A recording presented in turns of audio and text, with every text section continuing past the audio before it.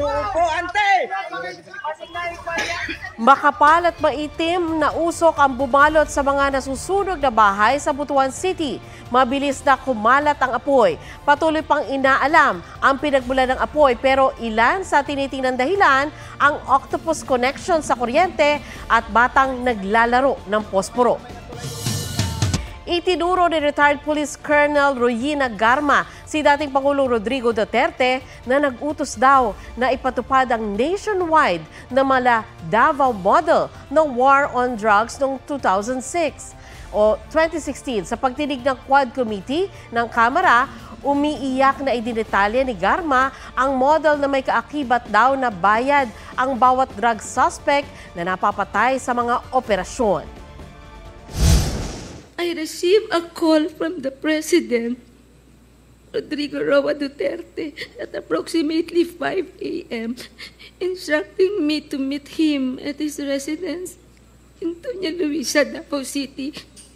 During our meeting, he requested that I will locate a PNP officer or operative who is a member of the Iglesia Ni Cristo, indicating that he needed someone capable of implementing the war on drugs on a national level, replicating the Davao model.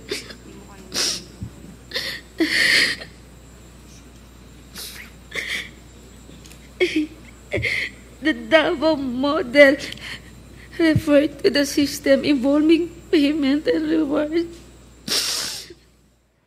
Ayon kay Garma, ang Davao model ay ang sistema ng pagpondo sa mga drug operation at paggawad ng reward tuwing nakakapatay ng drug suspect. Depende raw sa klase ng drug suspect ang halaga na pwedeng ibigay na nasa 20,000 hanggang 1 million pesos. Itinuro ni Garma ang kanyang upper-classman na si Napolcong Commissioner Edilberto Leonardo na inatasan daw ni Duterte na bumuo ng task force para rito. Nabanggit din daw ni Leonardo kay Garma na may outline na siya ng magiging operasyon ng task force. Si Leonardo rin daw ang may kakayahang magsama o magtanggal ng pangalan sa narcolist at tukuyin kung ano ang threat level nito. Tingin din niya may papel dito si Senador Bongo na minimit daw ni Leonardo. Isang linggo raw na nag-isip si Garma bago ginawa ang affidavit na isinumite sa Quadcom. Wala raw pumilit sa kanya na gawin ito. Natatakot daw siya para sa buhay ng kanyang pamilya. Sinusubukan pa naming kunan ng pahayag sina dating Pangulong Duterte, Leonardo at Go.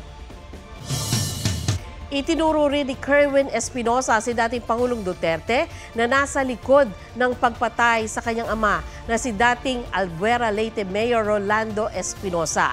Emosyonal si Espinosa habang binabalikan kung paanong binaril ang kanyang ama na nanlaban umano kahit nakakulong na sa Baybay City Provincial Jail. Sinabi rin ni Espinosa na tinakot siya ni dating PNP Chief at ngayon Senador Bato de la Rosa para idawit si dating Senadora Laila de Lima sa drug trade. Naniniwala sa Espinosa na si Duterte ang nag-utos na idiin si de Lima. Itinanggi ni de la Rosa ang akusasyon. Isang beses lang daw niya nakausap si Espinosa at kaugnay ito kay Lieutenant Colonel Jovi Espinido. Sinabi noon ni Espinido sa Quadcom hearing na may sinusunod na quota at reward system sa Oplan Tokhang ng Administrasyong Duterte. Nakita natin sa TV na ang dating presidente nagsasabi na patayin niya lahat ng mga narcolist. So, sa pagkaintindi ko, siya talaga ang nag-utos na patayin ang papa ko. So, sabi naman ni Bato, Kerwin, para magkaintindihan tayo at para walang mangyari na masama sa iyo o sa pamilya mo o sa membro ng pamilya mo, sumunod ka na lang sa plano. Idiin si Peter Lim at si Laila de Lima na kasali sa droga. Isa sa supplier ng droga si Peter Lim dito sa Pilipinas at si Ma'am Laila, protector. Pag makita ko yan, suntukin ko siya sa akala mo sino siyang malinis. Nakausap ko lang siya isang bisis. So, pinuntahan ko doon sa kulungan niya, yung tinanong ko siya about kay Espinido. Iginit naman ni dating Senadora Laila de Lima na noon pa man ay sinabi na niyang inosente siya. Ang testimonya naman ngayong araw ay lalong nagpalakas sa kanyang kagustuhan na magkaroon ng hustisya. Hindi lang para sa kanya kundi pati na rin sa iba pang biktima ng sistema na ginagantimpalaan ang mga nagsisinungaling at pinaparusahan ang mga nagsasabi ng totoo. Duda ang mister ng Pinay nurse na natagpo ang patay sa Abu Dhabi sa paliwanag ukol sa pagkasawi ng kanyang asawa. Lalo't may nabanggit daw noon ang misis na may kumukursunada sa kanya ng mga foreigner. May report si Joseph Moro. Agosto nang lumipad papuntang Abu Dhabi ang nurse si Reyna Jane Ancheta para sa pangarap na magandang buhay. Pero nitong linggo, hindi siya makontak ng kanyang mister na si Kenneth. Maghapon po kasi ng Sunday, hindi siya nag-reply. Ang akala ko naman, baka walang wifi. Tapos nung Monday na, minimessage ko pa rin, magtatanghali ng ganun, wala pa rin. Doon na po ako nag-report. October 8, masamang balita ang natanggap ni Kenneth, patay na raw ang kanyang misis na si Reyna. Nagulat po ako doon. Hindi ako makapaniwala na ganun ang nangyari sa wife ko po. Wala sa scene yung phone niya at saka yung Emirates ID. Ayon sa ospital na pinagtatrabuhan ni Reyna October 6, na matagpuan ang kanyang labi sa highway papunta sa Dubai, 2 oras ang layo sa Abu Dhabi. Ayon naman sa agency ni Reyna, car accident po. We have limited information din kahit pa meron kaming counterpart dun sa Abu Dhabi. Dahil sa magkakaibang paliwanag si Kenneth na puno ng pagdududa sa sinapit ng misis. May naikwento raw kasi si Reyna na 2 foreign national ang kumukursinada sa kanya sa tinitirahang dorm. May nakilala rin daw si Reyna na kapwa Pilipino na kay nahinala umano. Ang gusto ko lang talaga, hustisya para sa wife ko po.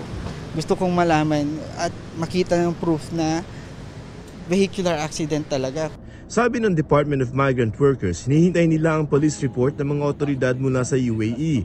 Nakikipag-ugnayan na rin daw sila kay Kenneth na nakatakdang lumipad pa Abu Dhabi. Humingi ng tulong sa pamahalaan si Kenneth na maisama ang isang kaanak sa paghahanap niya ng sagot doon. Joseph Morong, nagbabalita para sa GMA Integrated News. Ninakawan na hinalay pa umano ang isang babaeng Chinese na magpapapalit lang sana ng pera. Ang mga suspect, mga kapwa niya Chinese. May report si Darlene Kai.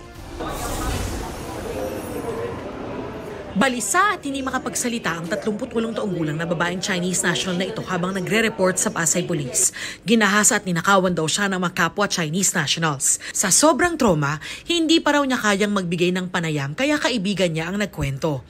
Nakahanap daw ang biktima online na magpapalit ng perang Chinese yuan sa Philippine peso. Babae raw ang nakausap niya, pero they agreed that they will be meeting up in somewhere in a hotel in Pasay for the currency exchange. But unfortunately, when she went into the appointed room, it appears that there is another 3 males whereby they actually controlled her and forced her to pass all her items, and after that they did something sexually harassment to her. nasa kwarto rin daw ang kausap online ng biktima nang mangyari ang pangahalay. Kinuha raw ang mga gamit ng biktima pati ang pera niyang nasa 20,000 pesos. Pagkatapos nito, pinaalis na siya ng mga suspect. Dumulog siya sa mga pulis. She is traumatized. She is shaking all around her body. Of course, she wants justice. Inabutan ng Pasay Police sa hotel ang isang lalaki at isang babaeng parehong Chinese national na positibo raw kinilala ng biktima. Nakuhanan ng 2 baril ang mga suspect. Foreign national sila at bakit naman meron silang baril, hawak-hawak. So baka maaaring involved sila sa mga ibang gawaing illegal. Tinutugis ang 2 pang suspect. Tumanggi magbigay ng panayam ang mga naarestong suspect na hindi raw marunong mag-Ingles. Darlene Kai, nagbabalita para sa GMA Integrated News. Matapos ang ilang buwang surveillance, nahuli ang tinaguriang Pogo Godfather sa bansa na si Lim Soon Han. Partner umano siya ni dismissed Mayor Alice Guo na tinatawag din daw na Madam Hua. Ayon sa testigo ng PAOK, may report si Salima Refran.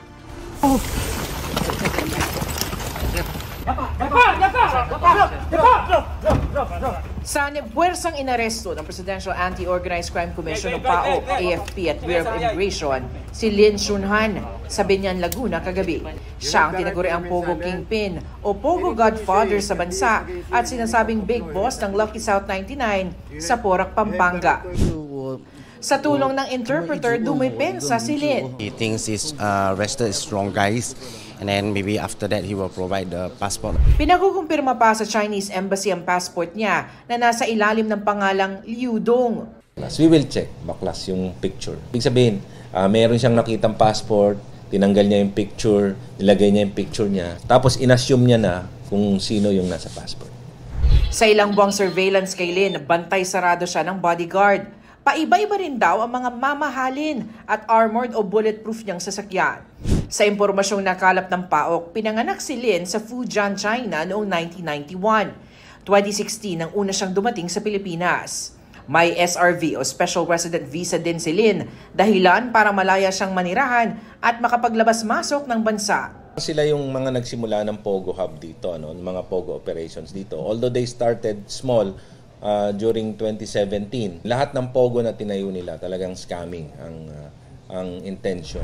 Hindi bababa sa 18 Pogo ang naipatayo ni Lin sa iba't ibang lugar sa bansa, kabilang ang Lucky South 99 sa Porac, Pampanga at ang dating Hongsheng Gaming na naging Zunyuan Technology sa Bamban, Tarlac na parehong iniuugnay kay dismissed Mayor Alice Guo.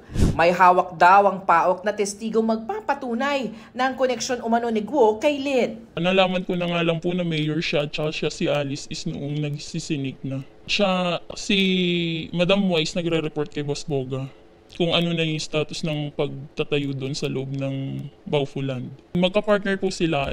Sari-saring krimen din daw ang nasaksihan niya sa Lucky South 99. Siya po ang nagpapatorture. Tingin din ng PAOK si Lin ang sadyang tinatago o hindi binabanggit ni Guo sa mga pagdinig. Our belief is that Alice Guo or Guo Waping is merely a front. Part of the criminal organization. Nahaharap si Lin sa reklamong qualified human trafficking sa Department of Justice kaugnay ng Lucky South 99. Bukod kay Lin, timbog din sa operasyon kagabi ang 12 dayuhan, kabilang ang isang blacklisted sa immigration. Gayon din ang 9 na Pinoy na pawang mga bodyguard, driver at staff na nahulihan ng mga baril. Salima Refra, nagbabalita para sa GMA Integrated News. Nadismaya si Pangulong Bongbong Marcos sa sinabi ni Vice President Sara Duterte na hindi siya itinuring na kaibigan ng bise. How would you describe your relationship with the Vice President now? I'm a little dismayed to hear that she doesn't think that we are friends. I always thought that we were, but maybe I was deceived. Sa isang panayam, sinabi ni Duterte na ang kapatid ng Pangulo na si Senadora Amy Marcos ang talagang kaibigan niya.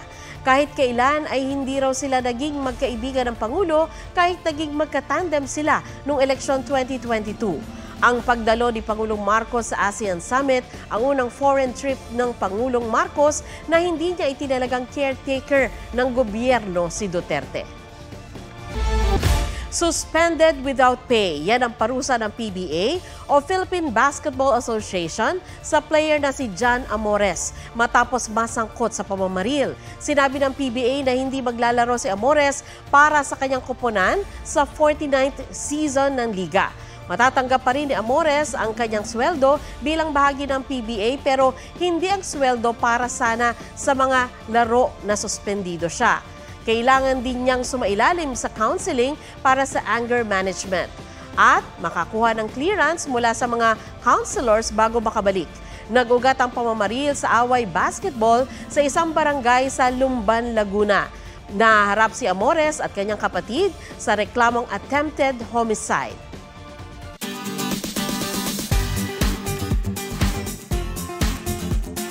Walang binatbat si Tarzan sa isang babaeng lumambitin at tila tumakbo pa sa ibabaw ng tubig.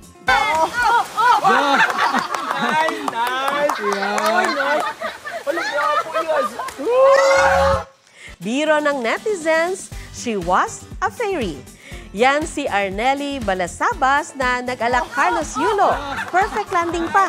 Kwento niya, nag-rope swing kasi silang magkakaibigan nang magbakasyon sa Siquijor. Di raw niya akalaing aliw sa netizens ang kanyang ginawa.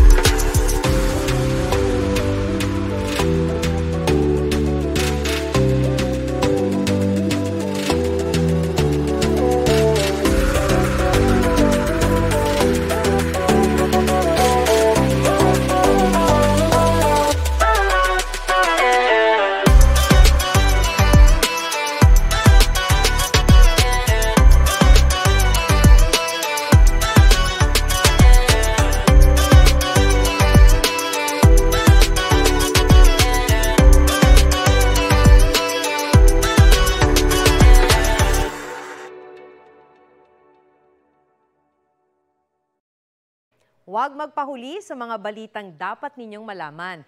Mag-subscribe sa GMA Integrated News sa YouTube. Sa mga kapuso abroad, subaybayan nyo kami sa GMA Pinoy TV at sa www.gmanews.tv.